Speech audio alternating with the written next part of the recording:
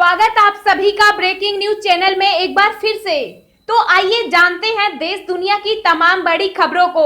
पर उससे पहले आपसे निवेदन है कि आप इस वीडियो को लाइक कर दें, शेयर कर दें ताकि हमारा हौसला बढ़ता रहे। आज से इन राज्यों में खुलेंगे मॉल्स और धार्मिक स्थल, यहाँ सस्ती होगी शराब। जी आपको बता दें कि देश भर में 31 मई के बाद लगाए गए अनलॉक 1 में 8 जून यानी आज से मंदिर, मस्जिद, मॉल आदि खुलने लगेंगे। दोबारा खुलने के लिए मंदिरों, मस्जिदों और मॉल्स ने तैयारियां पूरी कर ली है, लेकिन इन जगहों पर जाने का अनुभव बिल्कुल बदल दिया जाएगा। आज से खुलने वाले सभी मॉल्स और धार्मिक स्थलों पर सोशल डिस्टेंसिंग का पालन करना अनिवार्य होगा। अलग अलग राज्य ने धार्मिक स्थानों और मॉल्स को खोलने के लिए नई गाइडलाइन जारी की है। उत्तर प्रदेश में संक्रमण फैलने के खतरे को देखते हुए केवल रिकॉर्ड किए हुए भक्ति संगीत या गाने बजाने की अनुमति दी गई है। समूह में एकत्र होकर गायन की अनुमति नहीं होगी।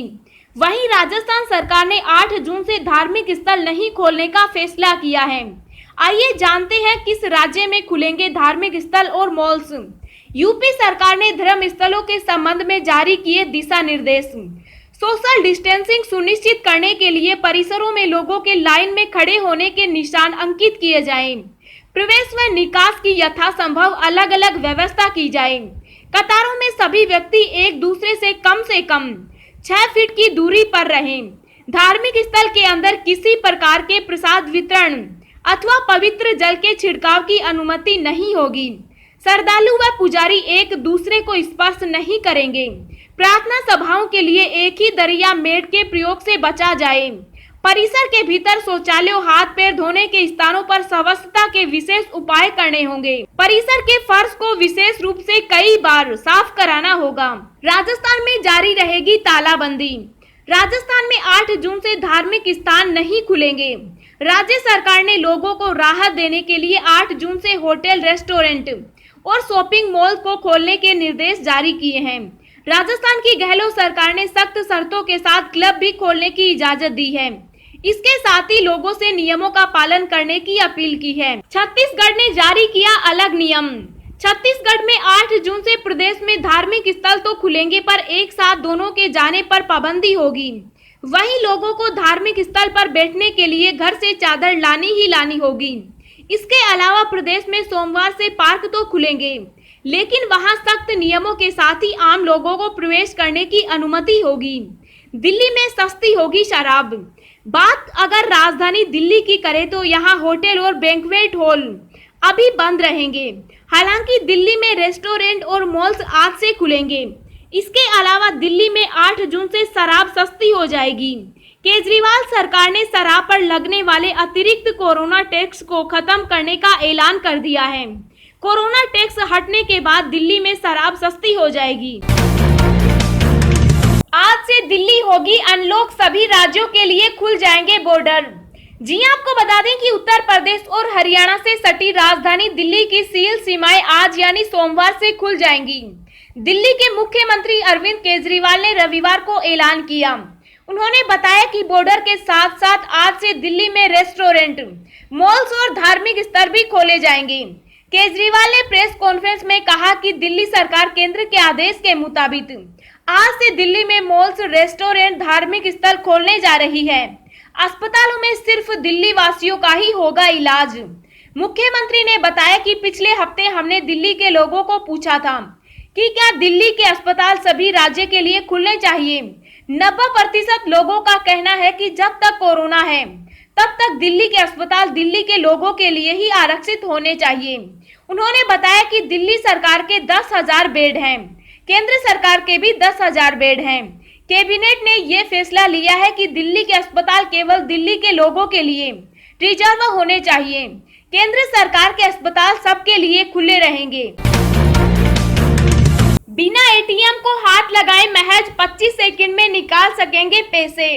जी आपको बता दें कि कोरोना वायरस का संक्रमण एटीएम मशीन के संपर्क में आने से भी फैलने का खतरा है। अगर किसी संक्रमित व्यक्ति ने एटीएम को हाथ लगाया तो उसके बाद मशीन को छूने वाले लोगों में कोरोना वायरस का संक्रमण फैल सकता है। ऐसे में लोग कोरोना वायरस के डर से एटीएम के इस्तेमाल से बच रहे हैं।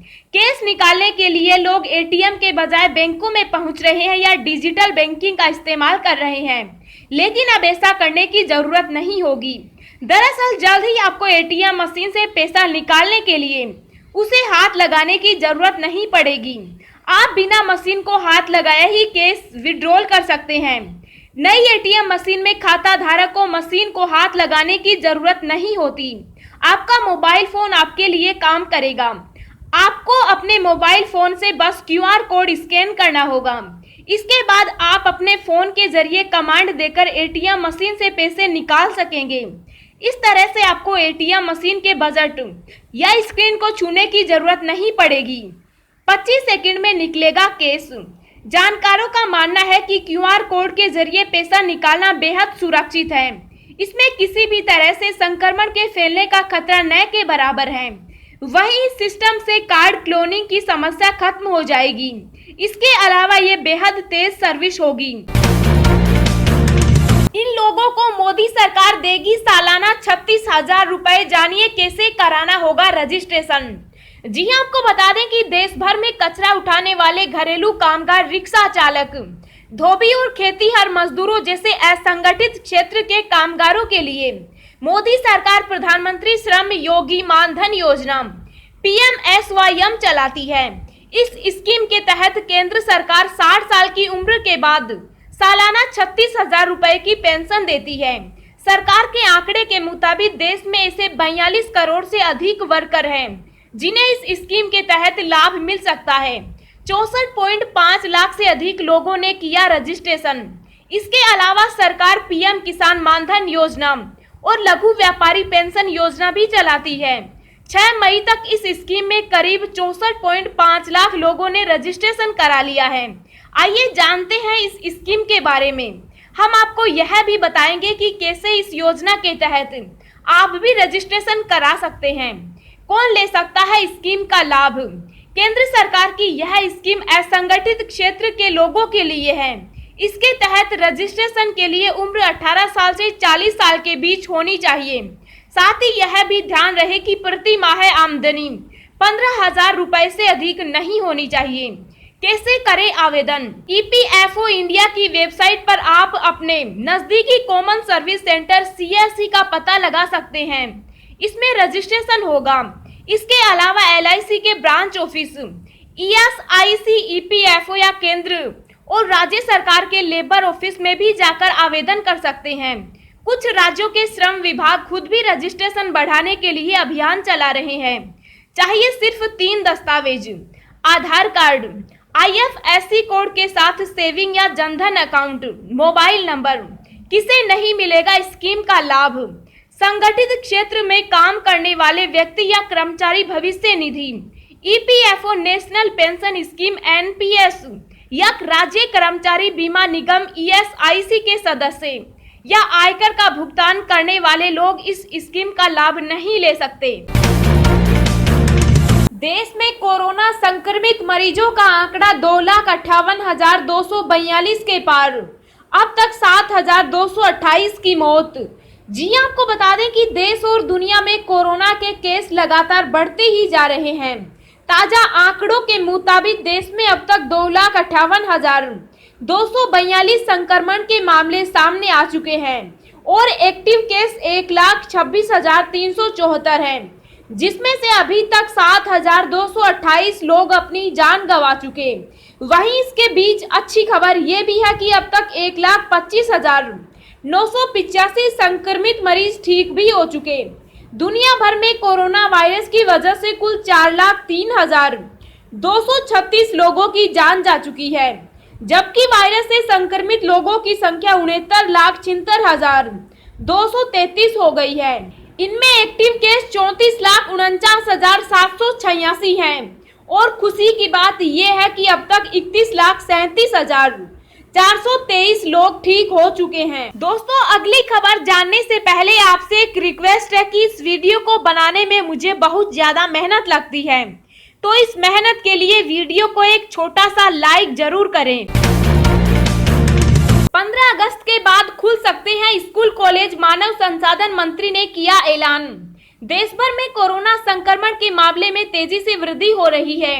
इस बीच मानव संसाधन मंत्री रमेश पोखरियाल निशंक ने स्कूल कॉलेज खुलने को लेकर कहा है कि स्कूल और कॉलेजों को अगस्त 2020 के बाद से फिर से खोला जाएगा।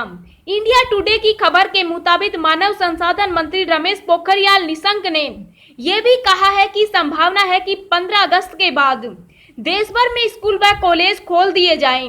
बता दें कि दिल्ली के शिक्षा मंत्री मनीष सिसोदिया ने मानव संसाधन मंत्री को पत्र लिखकर एक बार फिर से स्कूल शुरू करने के लिए पत्र लिखा था। उन्होंने खुद ट्वीट कर इस बात की जानकारी दी थी। गहलोत सरकार का बड़ा फैसला, 8 जून से नहीं खुलेंगे धार्मिक स्थान, नई गाइडलाइन जारी। जी हां, आपको बता दें कि कोरोना वायरस के चलते देश भर में लॉकडाउन जारी है। अब देश धीरे धीरे खुलने जा रहा है, लेकिन इसी बीच राजस्थान से बड़ी खबर सामने आ रही है। राजस्थान सरकार ने कोरोना के बढ़ते संक्रमण को देखते हुए बड़ा फैसला लेते हुए कहा कि राजस्थान में 8 जून से धार्मिक स्थान नहीं खोले जा सकेंगे। मंदिरों के कपाट 8 जून को भी बंद रहेंगे। वहीं लोगों को राहत देने के मकसद से 8 जून से होटल, रेस्टोरेंट और शॉपिंग मॉल को खोलने का भी निर्देश दे दिया है। दरअसल कोरोना के बढ़ते संक्रमण को देखते हुए राजस्थान सरकार ने 8 जून से धार्मिक स्थान नहीं खोलने का फैसला लिया है। 8 जून से लोगों को राहत देने के लिए होटल, रेस्टोरेंट और शॉपिंग मॉल को खोलने के निर्देश दिए हैं। राज्य सरकार ने सख्त शर्तों के साथ क्लब भी खोलने की मंजूरी दे दी है। साथ ही लोगों से नियमों का पालन करने की अपील की है। अब हम आपको अगले 24 घंटों के संभावित मौसम पूर्वानुमान के बारे में बता रहे हैं। अगले 24 घंटों के दौरान उत्तर पूर्वी भारत, अंडमान व निकोबार द्वीप समूह है, केरल में हल्की से मध्यम बारिश जारी रहने की उम्मीद है। कुछ स्थानों पर भारी वर्षा के आसार हैं। कर्नाटक, आंतरिक तमिलनाडु और गुजरात के क्षेत्र में मध्यम बारिश संभव है। मध्य महाराष्ट्र, दक्षिणी पूर्वी राजस्थान के कुछ हिस्सों, दक्षिणी पश्चिमी मध्य प्रदेश और पश्चिमी हिमालय भागों पर हल्की से मध्यम बारिश के आसार हैं। दिल्ली, हरियाणा, पंजाब, बिहार, झारखंड और ओडिशा में हल्की बारिश हो सकती है।